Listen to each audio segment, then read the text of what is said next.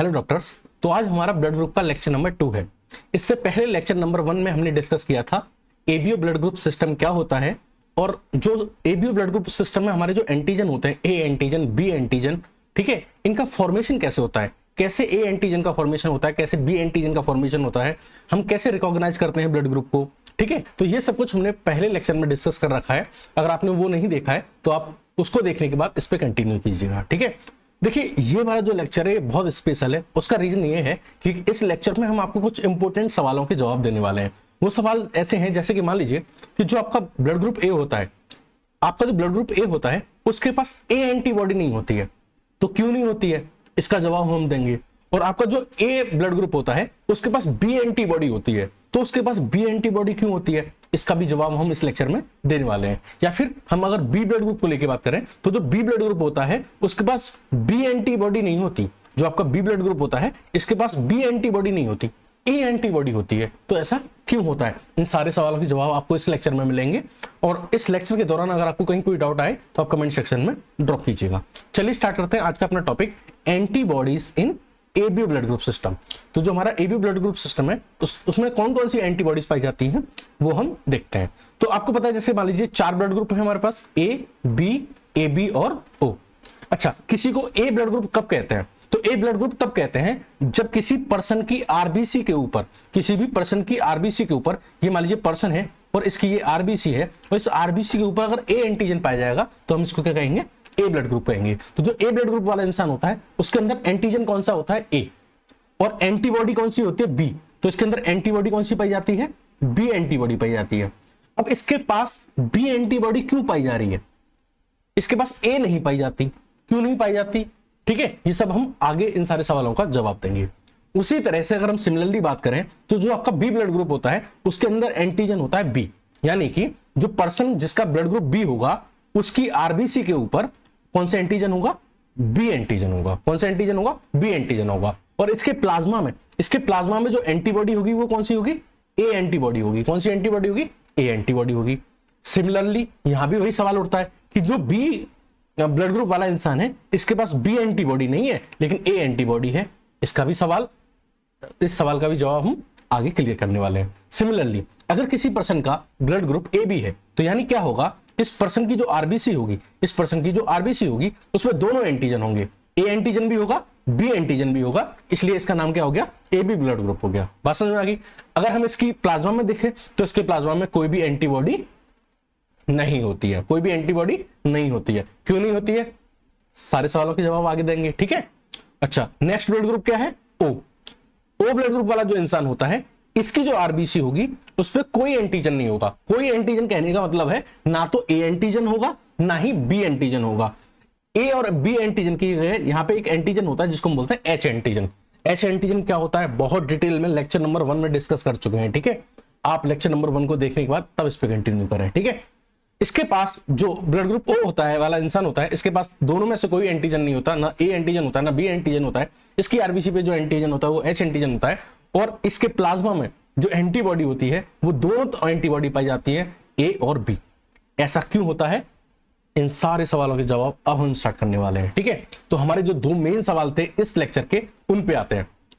तो हमारे 2 सवाल ये हैं कि जो ए ब्लड ग्रुप वाला इंसान है उसके पास ए एंटीबॉडी क्यों नहीं है, या बी ब्लड ग्रुप वाला इंसान है उसके अंदर बी एंटीबॉडी क्यों नहीं है, या फिर जो ए बी ब्लड ग्रुप वाला इंसान है उसके अंदर कोई भी एंटीबॉडी नहीं पाई जाती। यहां आप देख रहे हैं, यहां आप देख सकते हैं कि जो ए वाला है उसके अंदर ए नहीं पाया जा रहा है, बी वाला है उसके अंदर बी नहीं पाया जा रहा है, और जो ए बी ब्लड ग्रुप वाला है उसके अंदर कोई भी एंटीबॉडी नहीं पाई जा रही है। और जो ओ ब्लड ग्रुप वाला है उसके पास दोनों एंटीबॉडी पाई जा रही है, ए एंड बी दोनों पाई जा रही है। तो ऐसा क्यों हो रहा है, तो एक तो सवाल हमारा ये है। दूसरा हमारा सवाल जो था वो ये था कि जो ए ब्लड ग्रुप वाला है उसके पास बी एंटीबॉडी क्यों पाई जाती है। जो ए ब्लड ग्रुप वाला है इसके पास बी एंटीबॉडी क्यों पाई जा रही है, और जो बी ब्लड ग्रुप वाला है इसके पास ए एंटीबॉडी क्यों पाई जा रही है, और जो ए बी ब्लड ग्रुप वाला है उसके अंदर कोई भी एंटीबॉडी नहीं पाई जा रही, और ओ ब्लड ग्रुप वाला है उसके अंदर दोनों एंटीबॉडी पाई जा रही है, ठीक है। तो इन सारे सवालों का जवाब हम देखते हैं। तो हम किसी एक से स्टार्ट करते हैं। मान लीजिए हम ए ब्लड ग्रुप वाले इंसान को उठा लेते हैं, इसको हम एज अ एग्जांपल लेके समझेंगे। किसी भी इंसान का ब्लड ग्रुप ए है, इस इंसान को लेके हम अपने सारे सवालों के जवाब डिस्कस करेंगे। तो इस अगर मान लीजिए इस इंसान को लेके बात करें तो हमारे इसमें 2 ही सवाल होंगे कि इस ए वाले इंसान के अंदर ए एंटीबॉडी क्यों नहीं है, एंटी बॉडी ए क्यों नहीं है, और इससे रिलेटेड जो दूसरा सवाल होगा कि इसके पास बी एंटीबॉडी क्यों है। यही तो दो सवाल होंगे। हम किसी एक इंसान को, हम चारों को एक साथ डिस्कस नहीं करेंगे, हम एक को उठा के लेके चलते हैं, और यहां हमने उठाया ब्लड ग्रुप ए वाले इंसान को, यानी यहां से ये क्वेश्चन और यहां से ये वाला क्वेश्चन, इनको उठाते हैं हम कि ए ब्लड ग्रुप वाला जो इंसान है उसके पास ए एंटीबॉडी क्यों नहीं है और उसके पास बी एंटीबॉडी क्यों है। ठीक है, यहां देख रहे हैं आपके पास जो ए ब्लड ग्रुप वाला इंसान है इसके पास क्या है, ए एंटीजन है और बी एंटीबॉडी है। ठीक है, तो यहां से स्टार्ट करते हैं। चलिए इन दोनों सवालों के जवाब हम एक साथ लेते हैं। तो हमारे दो सवाल कि जो ए ब्लड ग्रुप वाला इंसान है उसके पास ए एंटीबॉडी क्यों नहीं है और उसके पास बी एंटीबॉडी क्यों है। चलिए तो ध्यान से सुनिएगा, जब आपका इम्यून सिस्टम डेवलप हो रहा होता है, जब आपका इम्यून सिस्टम डेवलप हो रहा होता है तो आपके बॉडी के अंदर एक सेल होती है जिसको हम बोलते हैं एंटीजन प्रेजेंटिंग सेल। क्या बोलते हैं, एंटीजन प्रेजेंटिंग सेल, जिसको बोलते हैं एपीसी। क्या बोलते हैं, एपीसी। यहां आप देख रहे हैं ये देखिए, ये जो सेल है इसको बोलते हैं एपीसी, यानी एंटीजन प्रेजेंटिंग सेल। इस सेल का क्या फंक्शन होता है, जब हमारा इम्यून सिस्टम डेवलप हो रहा होता है तब ये जो एंटीजन प्रेजेंटिंग सेल है ये हमारी बॉडी के जो नेचुरल एंटीजन है, जो हमारी खुद की बॉडी के जो एंटीजन है उनको हमारे इम्यून सिस्टम के सामने प्रेजेंट करती है और उनको इनसे परिचय कराती है, इंट्रोडक्शन कराती है। यानी एंटीजन प्रेजेंटिंग सेल क्या कराती है, इंट्रोडक्शन कराती है। क्या कराती है, इंट्रोडक्शन कराती है। किसका, सेल्फ एंटीजन का। किसका, सेल्फ एंटीजन का। और इंट्रोडक्शन किसको कराती है, हमारे इम्यून सिस्टम को। किसको, किसको, हमारे इम्यून सिस्टम को। क्यों कराती है, ताकि हमारा इम्यून सिस्टम इन एंटीजन्स के खिलाफ एंटीबॉडी ना बनाए। ठीक है, देखो पहले आप एंटीजन और एंटीबॉडी समझिए, ये क्या चीज है। एंटीजन कोई भी वो सबस्टेंस है जिसके अगेंस्ट हमारा जो इम्यून सिस्टम है, जो हमारा इम्यून सिस्टम है वो एंटीबॉडी प्रोड्यूस करता है। क्या प्रोड्यूस करता है, एंटीबॉडी प्रोड्यूस करता है। यानी एंटीजन कोई भी वो सबस्टेंस होता है जो हमारे इम्यून सिस्टम को एक्टिवेट करता है, और हमारा इम्यून सिस्टम एक्टिवेट होके उसके अगेंस्ट उसको डिस्ट्रॉय करने के लिए क्या रिलीज करता है, एंटीबॉडी रिलीज करता है। एंटीबॉडी क्या क्या है, एंटीबॉडी वो प्रोटीन्स हैं जो फॉर्म होती हैं इन रेस्पॉन्स टू एंटीजन। ठीक है, एंटीबॉडी क्या है, एंटीबॉडी वो प्रोटीन्स है जो एंटीजन के अगेंस्ट में हमारी बॉडी बनाती है। अब देखो ये जो एंटीजन है ये हमारी बॉडी में दो तरीके से होता है, एक जो नेचुरली प्रेजेंट है, नेचुरली प्रेजेंट है हमारी बॉडी में, और एक जो आउटसाइड एनवायरनमेंट से हमारी बॉडी के अंदर जाते हैं। तो ये क्या है, आउटसाइड एनवायरनमेंट से हमारी बॉडी के अंदर जाने वाले।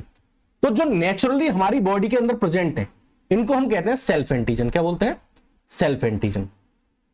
तो जो ये सेल्फ एंटीजन है, इन सेल्फ एंटीजन को क्या करती है हमारी बॉडी की जो सेल्स होती हैं एंटीजन प्रेजेंटिंग सेल्स, ये इंट्रोडक्शन करवाती हैं किससे, इम्यून सिस्टम से, और इम्यून सिस्टम से कहती हैं कि ये हमारे खुद के एंटीजन है, आपको इनके अगेंस्ट एंटीबॉडी नहीं बनानी है, आपको इनको डिस्ट्रॉय नहीं करना है। इतनी बात समझ में आ गई। तो जब एंटीजन प्रेजेंटिंग सेल्स, मान लीजिए हमारा ये जो ए ब्लड ग्रुप वाला इंसान था, ए ब्लड ग्रुप वाला जो इंसान था इसके पास कौन सा एंटीजन होगा, ए एंटीजन। तो इस एंटीजन प्रेजेंटिंग सेल ने इस ए एंटीजन का इंट्रोडक्शन कराया किससे, हमारे इम्यून सिस्टम की सेल्स। तो जब हमारा इम्यून सिस्टम डेवलप हो रहा होगा उस टाइम पे ये जो एंटीजन है ये हमारे इम्यून सिस्टम के लिए एक नया एलिमेंट होगा, तब तो इसका इंट्रोडक्शन नहीं हुआ होगा, न्यू एलिमेंट होगा। तो हमारा जो इम्यून सिस्टम होगा वो इसके लिए क्या करेगा, एंटीबॉडी बनाएगा। यानी मान लीजिए हमारे इम्यून सिस्टम में 3 सेल थी, 1 2 3, ये 3 सेल्स थी, और इन 3 सेल्स में से जो सेकंड नंबर वाली जो सेल थी इसने क्या काम किया, इसके खिलाफ, इस ए एंटीजन के खिलाफ, हमारा जो खुद का एंटीजन था इसके खिलाफ एंटीबॉडी बनाना स्टार्ट कर दिया। ठीक है, क्योंकि अभी तो परिचय नहीं हुआ है, तो एंटीबॉडी बनाना स्टार्ट कर दिया। तो हमारा इम्यून सिस्टम अब क्या करेगा कि वो सेल्स जो इस ए ब्लड ग्रुप के खिलाफ एंटीबॉडी बना रही हैं, एंटीबॉडी बना रही है, क्या बना रही है, ये वाली जो सेल्स है सेकंड नंबर की, ये इसके खिलाफ क्या बना रही है, एंटी ए, यानी एंटीबॉडी बना रही है।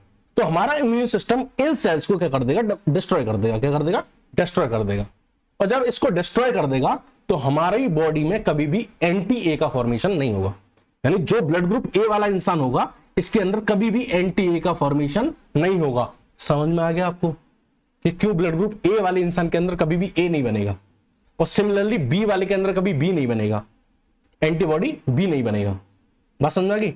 अब समझ में आया कि क्यों ए वाले इंसान के अंदर कभी भी एंटी ए नहीं बन सकता और बी वाले के अंदर कभी भी एंटी बी नहीं बन सकता, और जो जिसका ब्लड ग्रुप ए और बी होगा उसके अंदर दोनों ही नहीं बनेंगे, और जब कोई एंटीजन है ही नहीं तो फिर दोनों बन जाएंगे। तो पहले सवाल का जवाब क्लियर है, फर्स्ट क्वेश्चन का जो आंसर है वो आपको मिल गया।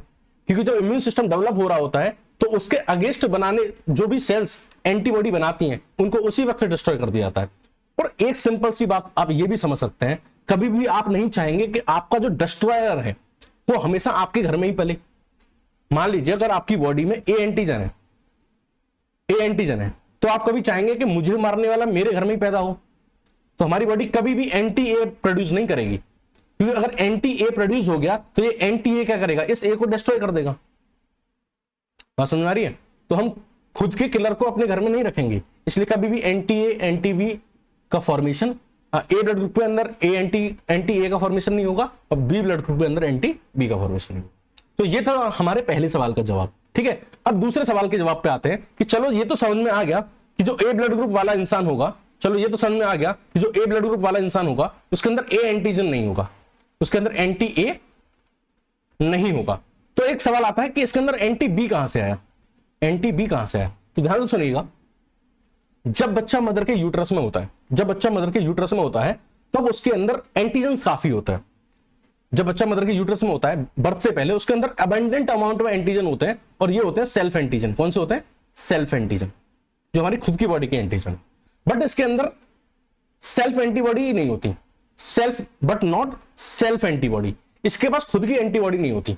जो भी एंटीबॉडी होती है वो वही होती है जो मदर से ट्रांसपोर्ट होती है। यानी इसके पास पैसिव एंटीबॉडी तो होती है, लेकिन जो एक्टिव एंटीबॉडी जो है, जो उसने खुद बनाई है, वो नहीं होती। सिर्फ क्या होते हैं? सेल्फ एंटीजन होते हैं। जैसे ही ये पर्सन, ये जो बच्चा है, इसका बर्थ होगा, जब ये आउटसाइड एनवायरनमेंट में आएगा तो इसकी बॉडी के अंदर बहुत सारे एंटीजन जाएंगे, खाने के थ्रू, पानी के थ्रू, एयर के थ्रू, बहुत सारे bacteria, pathogens, food substance, chemicals इसकी बॉडी के अंदर जाएंगे। जब ये सारी चीजें इसके अंदर जाएंगी तो उनके साथ साथ बहुत सारे फॉरेन एंटीजन, क्या है, कोई भी सब्सटेंस जो हमारी बॉडी के इम्यून सिस्टम को जाके एक्टिवेट कर दे। तो जब ये बच्चा आउटसाइड एनवायरनमेंट में आता है तो बहुत सारे एंटीजन इसकी बॉडी में अंदर जाते हैं। तो जब ये बच्चा खाना खाता है तो खाने के थ्रू, फूड के थ्रू, इस ए ब्लड ग्रुप वाले बच्चे के अंदर ए एंटीजन और बी एंटीजन जाते हैं। क्या जाते हैं? ए एंटीजन और बी एंटीजन जाते हैं। बात समझ में आ गई? तो जब ये बच्चा खाना खाता है तो उस खाने के थ्रू इस पर्सन के अंदर क्या जाते हैं? ए एंटीजन भी जाता है, बी एंटीजन भी जाता है। अब ये पर्सन, इसका ब्लड ग्रुप क्या था? ए। इसका ब्लड ग्रुप क्या था? ए। ये जो पर्सन था इसका ब्लड ग्रुप क्या था? ए था। और इसके अंदर, इसकी बॉडी के अंदर क्या गई? ए एंटीजन गए और बी एंटीजन गए।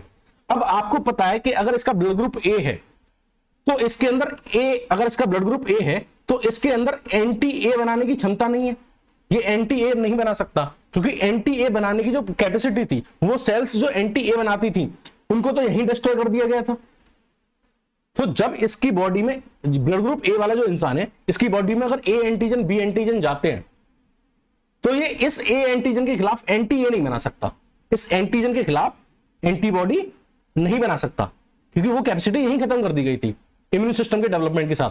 लेकिन ये एंटी बी तो बना सकता है, क्योंकि जब यहां ये 3 सेल थी, 1 2 3, 2 एंटी ए बना रही थी, 2 क्या कर रही थी? एंटी ए बना रही थी। तो इस 2 को तो डिस्ट्रॉय कर दिया था, लेकिन जो ये 2 3 वाली जो सेल थी, अगर मान लीजिए एंटी बी बना रही थी तो इससे तो कोई दिक्कत ही नहीं थी। तो जो ए ब्लड ग्रुप वाला इंसान है वो एंटी ए नहीं बना सकता, लेकिन एंटी बी तो बना सकता है। इस बी एंटीजन के खिलाफ तो एंटीबॉडी प्रोड्यूस कर सकता है। यही रीजन है कि जो ए ब्लड ग्रुप वाला इंसान होता है उसके अंदर ये एंटीबॉडी बी प्रेजेंट होती है और एंटी ए प्रेजेंट नहीं होती है। ये एंटी बी जो प्रोड्यूस हुई है ये in the response of antigen produce हुई है। और ये जो बी एंटीजन है, यहां जो बी एंटीजन है जिसके रेस्पॉन्स में ये एंटीबॉडी बनी है, ये जो बी एंटीजन है ये एक्चुअली आउटसाइड एनवायरनमेंट से आया है। कहां से? आउटसाइड एनवायरनमेंट वाला एंटीजन है, ना कि सेल्फ एंटीजन, उसके अगेंस्ट बनी हुई है। बात समझ में आ गया?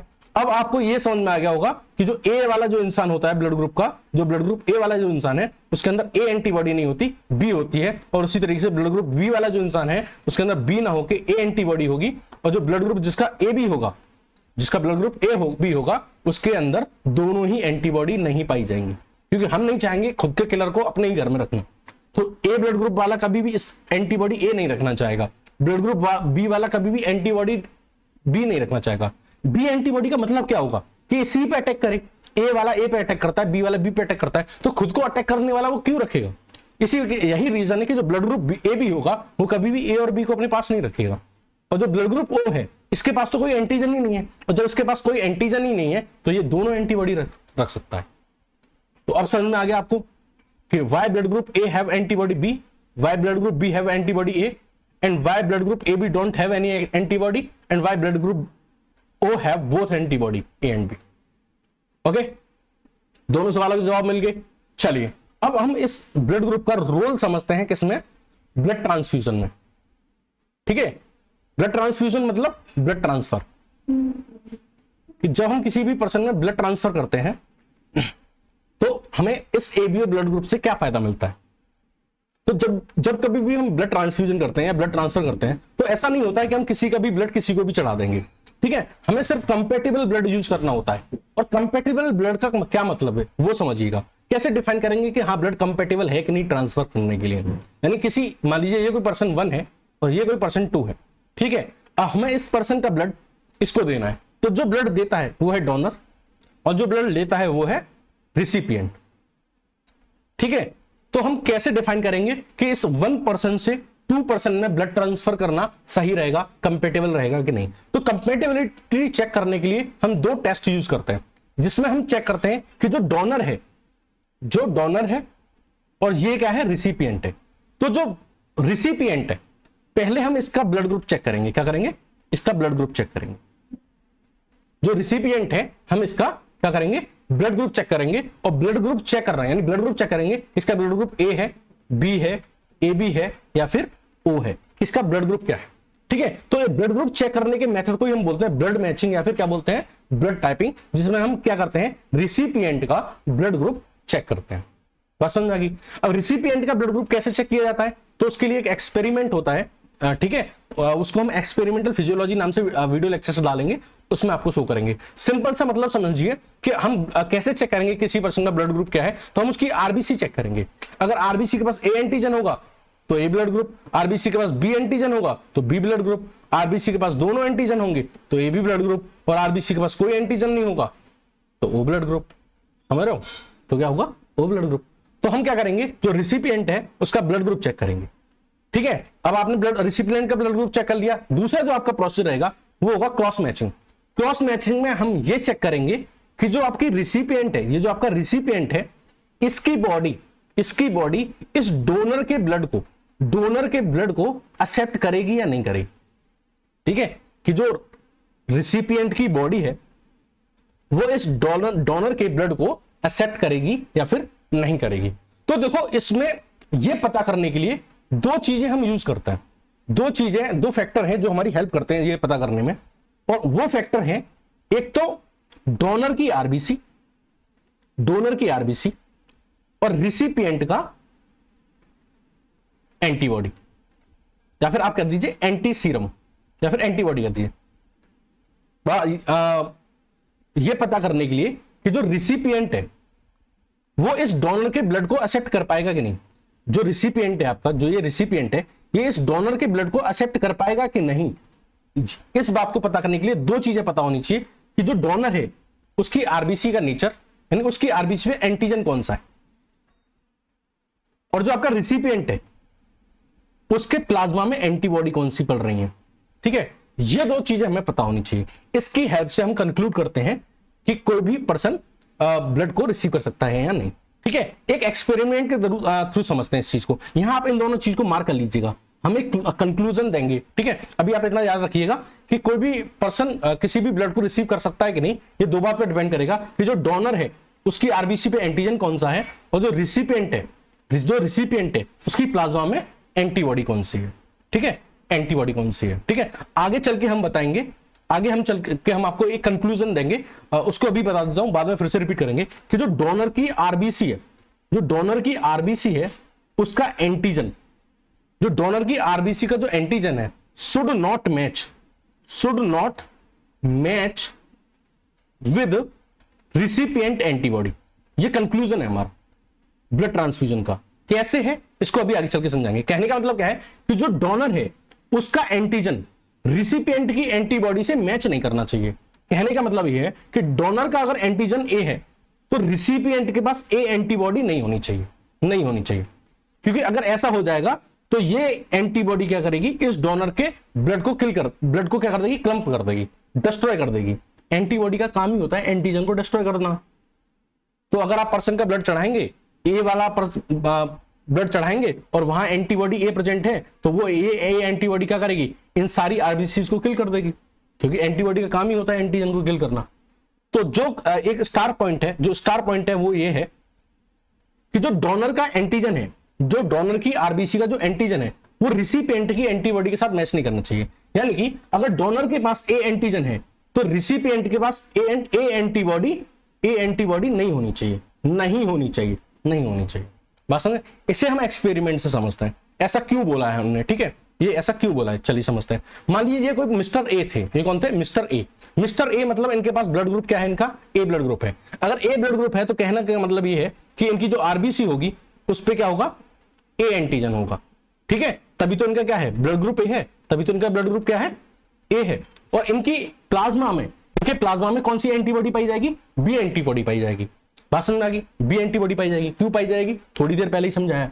तो इनके प्लाज्मा में क्या पाई जाएगी, एंटीबॉडी बी पाई जाएगी। और ये जो बी एंटीबॉडी है, ये जिस ग्रुप से बिलोंग करती है उसको हम बोलते हैं इम्यूनोग्लोबिन म्यू। क्या बोलते हैं, इम्यूनोग्लोबिन म्यू। आपको पता है कि जो हमारी एंटीबॉडी होती है वो 5 तरह की होती हैं, IgG, IgA, IgM, IgD और IgA, gamma, alpha, mu, delta and epsilon, ठीक है। तो ये 5 तरह की एंटीबॉडी होती हैं, ठीक है। तो इसमें से इस वाले ग्रुप से बिलोंग करती है जो हमारी ये एंटीबॉडी भी है, ये IgM ग्रुप से बिलोंग करती है। और ये जो IgM ग्रुप है ये बेसिकली पेंटामेरिक मॉलिक्यूल है। कैसा है, पेंटामेरिक मॉलिक्यूल है, यानी इसमें 5 बी एंटीबॉडी ये क्या कर सकता है, एक्युमुलेट कर सकता है। तो यहां देखिए ये पेंटामेरिक मॉलिक्यूल है और इसके पास क्या है, ये एंटीबॉडी है। तो बेसिकली ब्लड में ये इस तरीके से प्रेजेंट होता है, पेंटामेरिक फॉर्म में। किस फॉर्म में, पेंटामेरिक फॉर्म में प्रेजेंट होती है एंटीबॉडी। बात समझ में आ गई। तो अब देखिए, मान लीजिए ये पर्सन था ए और इसके पास क्या था, ए एंटीजन था आरबीसी पे और एंटीबॉडी कौन सी थी, बी थी।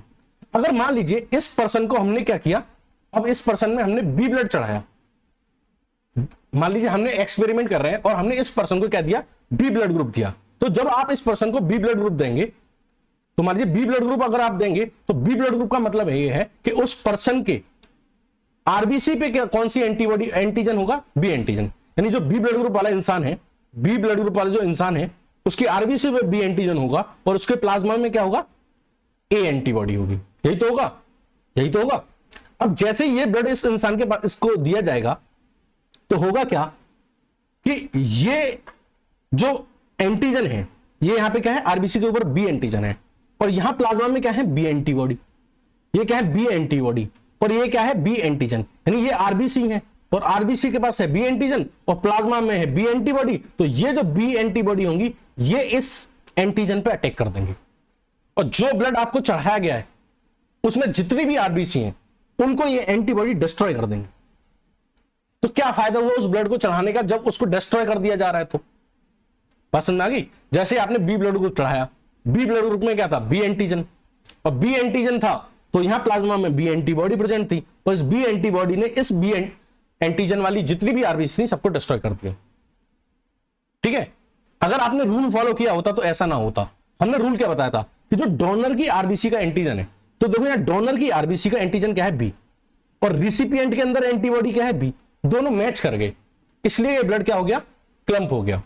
ब्लड की जो आरबीसी थी वो क्लम्प हो गई। यहां क्या हुआ कि जो डोनर का जो आपने रूल था वही रूल फॉलो नहीं किया। रूल क्या था, एक minute, what was basically rule, कि जो डोनर की आरबीसी का जो एंटीजन है, जो डोनर की आरबीसी का जो एंटीजन है और रिसिपिएंट के प्लाज्मा में जो एंटीबॉडी है वो मैच नहीं करनी चाहिए, लेकिन यहां देखो आपने डोनर का एंटीजन बी है और रिसिपिएंट के प्लाज्मा में एंटीबॉडी क्या है, बी, दोनों मैच कर गए, इसलिए ब्लड क्या हुआ, कम करे, ब्लड की जो आरबीसी थी वो कम कर गई, क्योंकि जैसे ये ब्लड बी ब्लड ग्रुप इसमें डाला गया तो इन एंटीबॉडीज ने इन एंटीजेंस वाली आरबीसी पे अटैक कर दिया और उनको क्लम कर दिया, इसलिए हम इस ब्लड ग्रुप को चढ़ा नहीं सकते। तो यानी कि हम इस कंक्लूजन पे पहुंचे हैं कि आप ब्लड ग्रुप, आप जब ब्लड ट्रांसफ्यूजन करेंगे तो आप ये चेक करेंगे कि जो डोनर की आरबीसी का जो एंटीजन है वो और जो रिसिपिएंट है उसके प्लाज्मा में, उसके सीरम में कह दीजिए प्लाज्मा में जो एंटीबॉडी है उससे मैच नहीं करना चाहिए। तो इस बेसिस पे क्या करेंगे, हम एक टेबल का फॉर्मेशन करेंगे। इस बेसिस पे हम एक टेबल का फॉर्मेशन करेंगे कि कौन किसको ब्लड ग्रुप दे सकता है, ठीक है। तो इस प्रिंसिपल का यूज करके आप खुद इस टेबल का फॉर्मेशन करें।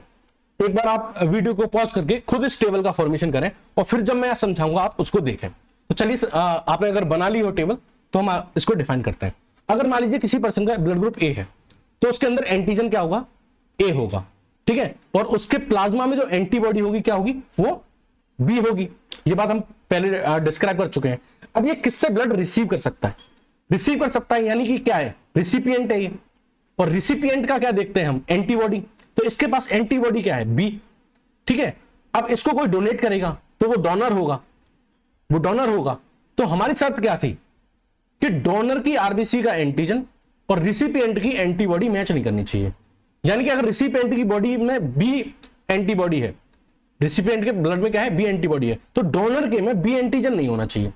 तो चलिए देखते हैं बी एंटीजन कहां है, यानी यहां बी एंटीजन है तो इससे नहीं ले सकता, यहां भी बी एंटीजन है तो इससे नहीं ले सकता, यहां भी बी एंटीजन, यहां बी एंटीजन नहीं है यानी इससे ले सकता है, और इसमें तो बी एंटीजन है ही नहीं तो इससे भी ले सकता है। यानी ए वाला जो इंसान है वो किस किस से ले सकता है, ए से और ओ से। सिमिलरली अब बात करते हैं बी ब्लड ग्रुप वाले इंसान के बारे में। तो जो बी ब्लड ग्रुप वाला इंसान है उसके अंदर बी एंटीजन है और एंटीबॉडी क्या है, ए। अच्छा, ये रिसिपिएंट है, ये रिसिपिएंट है बी ब्लड ग्रुप वाला। हम देखते हैं किससे ले सकता है, तो ले सकता है यानी रिसिपिएंट है। तो रिसिपिएंट की क्या देखिए, एंटीबॉडी देखिए। तो रिसिपिएंट के अंदर एंटीबॉडी क्या है, ए। अच्छा, अगर इसके अंदर ए एंटीबॉडी है तो जो डोनर है, डोनर के अंदर ए एंटीजन नहीं होना चाहिए, डोनर के अंदर ए एंटीजन नहीं होना चाहिए। चलिए चेक करते हैं, इसके पास ए एंटीजन है तो इसका मतलब ये इससे नहीं लेगा, इसके पास ए एंटीजन है तो इससे नहीं ले सकता। अच्छा, इसके पास ए एंटीजन नहीं है, इससे ले सकता है। इसके पास भी ए एंटीजन है, इससे नहीं ले सकता। इसके पास तो एंटीजन है ही नहीं तो इससे ले सकता है। यानी बी ब्लड ग्रुप वाला किस किस से ले सकता है, बी से ले सकता है और ओ से ले सकता है। चलिए नेक्स्ट बात करते हैं, नेक्स्ट बात करते हैं किसके बारे में, ब्लड ग्रुप ए बी के बारे में। अब ए बी के बारे में बात करें तो यहां तो एंटीबॉडी है ही नहीं, यहां तो एंटीबॉडी है ही नहीं, तो एंटीबॉडी है ही नहीं तो कोई टेंशन ही नहीं है, फिर तो ये किसी से भी ले सकता है, फिर तो एंटीजन कोई सा भी हो, फिर तो एंटीजन कोई सा भी हो। तो यानी ये इससे भी ले सकता है, इससे भी ले सकता है, इससे भी ले सकता है और इससे भी ले सकता है। यानी ए से भी ले सकता है, बी से भी ले सकता है, ए बी से भी ले सकता है और ओ से भी ले सकता है। अच्छा, नेक्स्ट बात करते हैं ब्लड ग्रुप ओ के बारे में। तो ब्लड ग्रुप ओ के बारे में बात करते हैं। तो ब्लड ग्रुप ओ के पास कौन सी एंटीबॉडी है, ए और बी। तो यहां ये रिसिपिएंट है तो उसके पास एंटीबॉडी क्या है, ए एंड बी। अब रिसिपिएंट ए एंड बी है तो ना तो एंटीजन ए होना चाहिए और ना ही एंटीजन बी होना चाहिए। चलिए, यहां तो ए एंटीजन ए है तो इससे भी नहीं ले सकता, बी है इससे भी नहीं ले सकता, ए भी है इससे भी नहीं ले सकता, तो ओ वाला किससे ले सकता है, सिर्फ ओ से ले सकता है। बात समझ में आ गई, ओ वाला किससे ले सकता है, सिर्फ ओ से ही ले सकता है। ये तो हमने बात करी रिसीव की।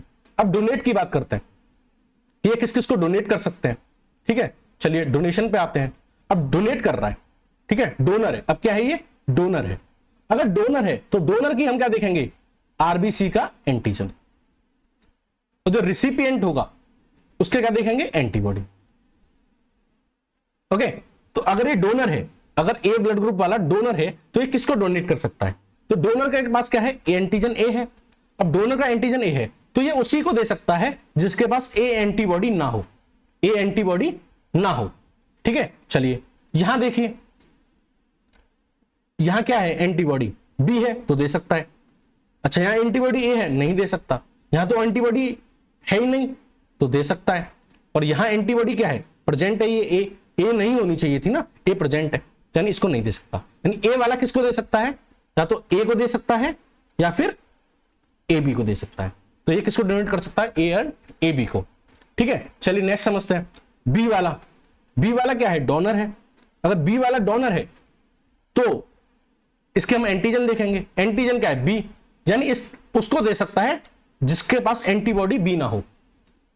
और एंटीबॉडी बी किसके पास नहीं है, देखो एंटीबॉडी बी इसके पास है तो इसको नहीं दे सकता, इसको दे सकता है, ठीक है। यहां पे तो एंटीबॉडी है ही नहीं तो इसको भी दे सकता है, ठीक है। और यहां एंटीबॉडी प्रेजेंट है बी, इसलिए इसको नहीं दे सकता। तो बी वाला किसको दे सकता है, बी को दे सकता है और ए बी को दे सकता है, ठीक है। अच्छा ए बी वाले को चेक करते हैं, पहले ये मिटा देते हैं सारा,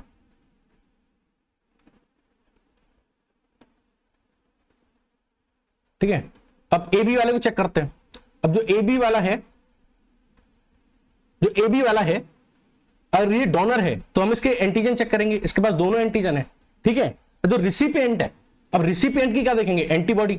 तो ना तो रिसिपिएंट के पास ए एंटीबॉडी होनी चाहिए, ना रिसिपिएंट के पास बी एंटीबॉडी होनी चाहिए, यानी दोनों ही एंटीबॉडी नहीं होनी चाहिए। तो यहां देखें, यहां तो बी है तो इसको नहीं दे सकता, यहां ए है इसको भी नहीं दे सकता, यहां दोनों नहीं है यानी इसको दे सकता है, और यहां दोनों है तो इसको भी नहीं दे सकता। यानी ए बी वाला किसको डोनेट कर सकता है, सिर्फ ए बी वाले को। और हम ओ वाले की बात करें तो ओ वाले पे कोई एंटीजन नहीं हो सकता, कोई एंटीजन नहीं हो सकता, तो कोई एंटीजन नहीं होता तो ये किसी को भी डोनेट कर सकता है, ठीक है। ए बी एंड ओ। तो यहां से आप देख सकते हैं कि जो ए बी है वो यूनिवर्सल रिसिपिएंट है, जो ए बी ब्लड ग्रुप वाला ये है, ये यूनिवर्सल रिसिपिएंट है, ये सबसे ले रहा है, कैन रिसीव, सबसे ले रहा है। और आप ओ ब्लड ग्रुप वाले को देख रहे हो, ये यूनिवर्सल डोनर है, ये किसी को भी दे सकता है, क्या दे सकता है, किसी को भी दे सकता है। तो ए बी होता है यूनिवर्सल रेसिपिएंट और ओ होता है यूनिवर्सल डोनर। बात समझ में आ गई? चलिए, तो ये था अबाउट ब्लड ट्रांसफ्यूजन, ठीक है। इस पूरे लेक्चर के दौरान अगर आपको कहीं कोई डाउट रहा हो तो आप कमेंट सेक्शन में जरूर ड्रॉप कीजिएगा। Thank you and have a nice day.